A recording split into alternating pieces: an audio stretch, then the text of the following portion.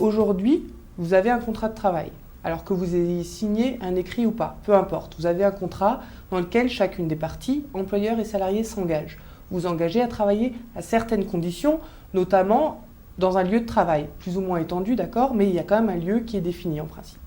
Ça veut dire que si on vous demande d'aller travailler à l'autre bout de la France, vous pouvez refuser et ce refus n'est pas fautif. Donc vous restez en emploi.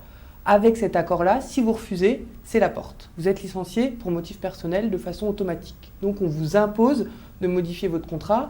C'est grave, très grave même, et assez nouveau, puisque ça veut dire que l'employeur n'est plus tenu par son engagement. L'engagement qu'il aura pris avec vous, il peut le balayer d'un revers de main. Selon nous, c'est probablement la porte ouverte à des licenciements qu'on pourra qualifier de boursiers. Ça veut dire qu'en réalité, ces accords de mobilité, c'est le meilleur moyen de satisfaire ses actionnaires. Admettons que les actionnaires demandent à l'employeur de se débarrasser de salariés.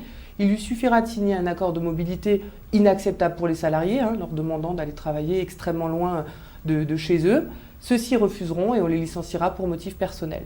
En réalité, il n'y avait pas de réel motif au licenciement. C'est un prétexte pour pouvoir se séparer des salariés et satisfaire ses actionnaires. C'est donc ce qu'on appelle aujourd'hui un licenciement boursier. C'est totalement interdit, mais avec la pratique des accords mobilité, il est probable que ça devienne possible. S'agissant de la complémentaire santé, a priori, c'est une bonne idée. Il s'agirait en effet de rendre cette complémentaire accessible à l'ensemble des salariés. Aujourd'hui, plusieurs millions d'entre eux en sont exclus.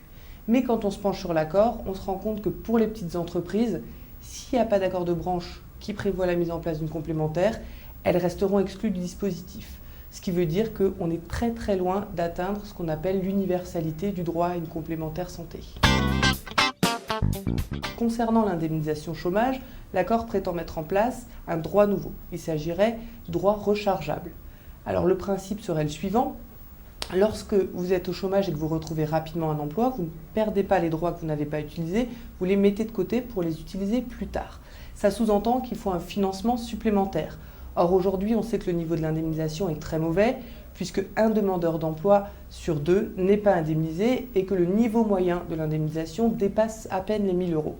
Ça sous-entend donc de nouveaux financements. Or, le MEDEF a affirmé haut et fort qu'il ne verserait pas 1 € de plus. Comment alors financer un droit nouveau ? C'est strictement impossible. La réalité, c'est que plus de gens seront indemnisés, mais l'ensemble des demandeurs d'emploi sera moins bien indemnisé. On baisse le niveau général d'indemnisation.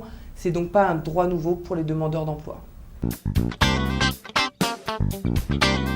Initialement, cet accord devait servir à combattre la précarité dans l'emploi. Il s'agissait notamment de dissuader les employeurs de recourir aux contrats courts, aux CDD, contrats à durée déterminée. Pour cela, l'accord prévoit de taxer davantage l'utilisation de ces contrats, c'est-à-dire que la cotisation sociale que l'employeur paiera sera un petit peu plus élevée. Le MEDEF a fait ses calculs, ça lui coûtera 110 millions d'euros. En échange de quoi, il a obtenu des exonérations sociales nouvelles qui se chiffrent à hauteur de 150 millions d'euros.